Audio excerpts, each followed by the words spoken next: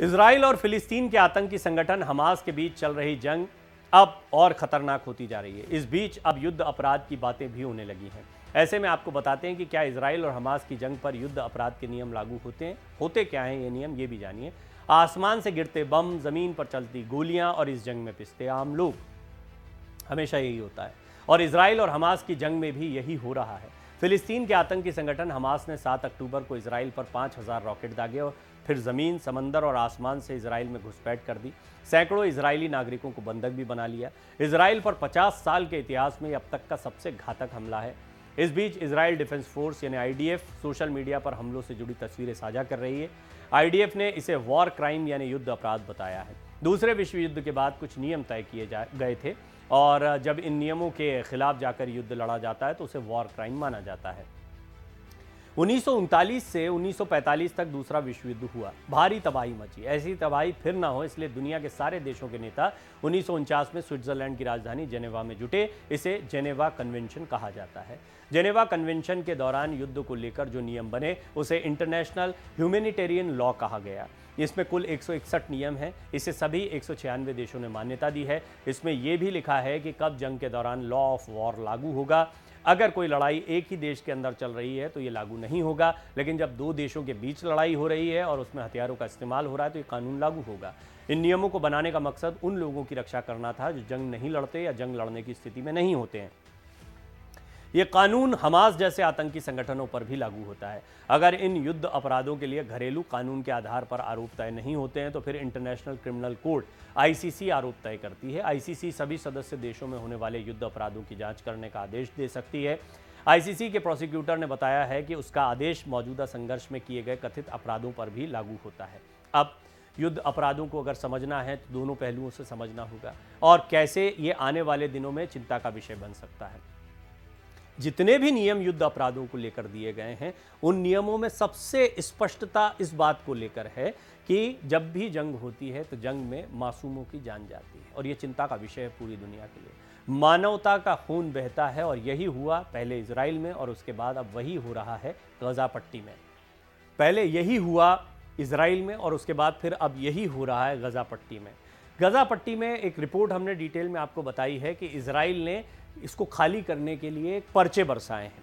इसके बाद में यूनाइटेड नेशंस की चिंता बढ़ गई है। संयुक्त राष्ट्र जो पूरी दुनिया में ही मानवता को संभालने का कार्य करता है या आम लोगों को इस तरह के युद्ध में अपनी जान न गंवानी पड़े, लेकिन ये जितने भी मरने वालों की तादाद आप देख रहे हैं इनमें सैनिकों और आतंकियों को अगर आप हटा दें तो ज़्यादातर लोग मासूम मारे जा रहे हैं और यहाँ तक कि छोटे छोटे बच्चों की जान जा रही है।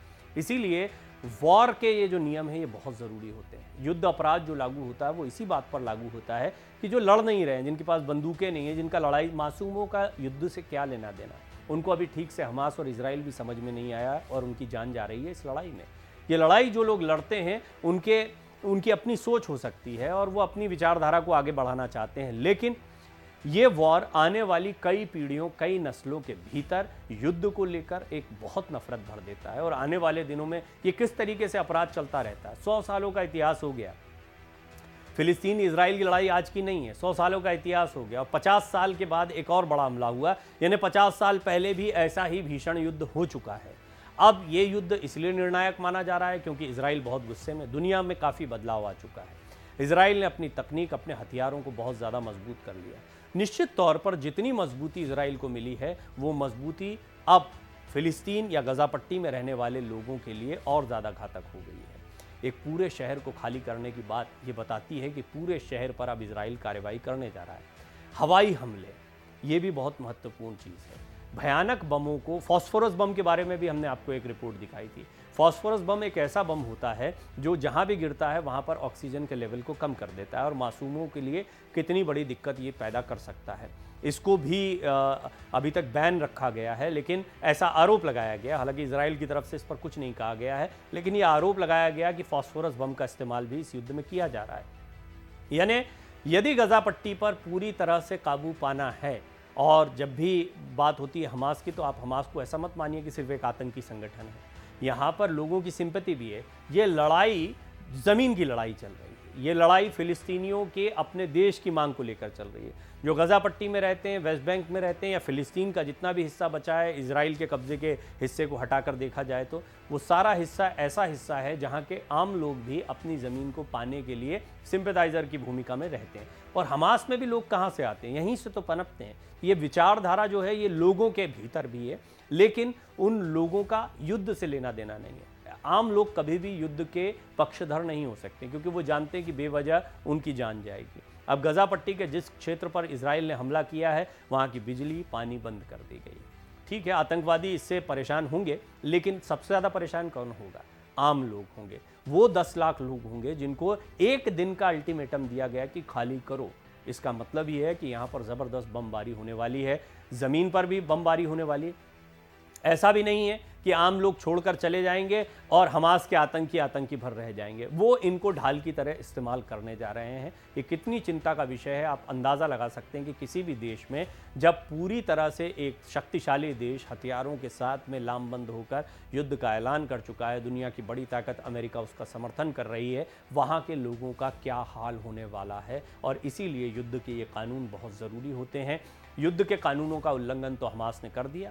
हमास बेशक एक आतंकी संगठन है, लेकिन ये एक आर्मी की तरह काम करता है, ठीक वैसे ही जैसे हिजबुल्ला ज़्यादा बड़ी है, अपने आप में एक देश की आर्मी के बराबर। वो हिजबुल्ला आप कहते हैं आतंकी संगठन इनको कहा गया है, लेकिन अपरोक्ष रूप से ये बहुत मजबूत आर्मीज़ हैं जिनके पीछे सीधे सीधे, जैसे ईरान मान लीजिए, उदाहरण के लिए एक समझ लीजिए, ईरान और इजराइल के बीच का युद्ध जो है वो भी किसी से छिपा हुआ नहीं है। ईरान सीधे युद्ध में नहीं उतरा, अमेरिका सीधे युद्ध में नहीं उतरा, लेकिन अमेरिका ने बड़ी तादाद में हथियार सप्लाई किए इजराइल को। इधर ईरान पूरी तरह से हमास और हिजबुल्ला का सपोर्ट कर रहा होगा, ऐसा कई विशेषज्ञ मानते हैं, क्योंकि इन आतंकी संगठनों के पास यूं ही फंडिंग और इतनी बड़ी तादाद में हथियार नहीं आ जाएंगे। इनकी ट्रेनिंग से लेकर सारी चीज़ें एक आर्मी की तरह हुई है। तो आर्मी की लड़ाई आर्मी से चल रही है, लेकिन पिस रहे हैं आम लोग, इसीलिए युद्ध के कानून बहुत ज़रूरी है।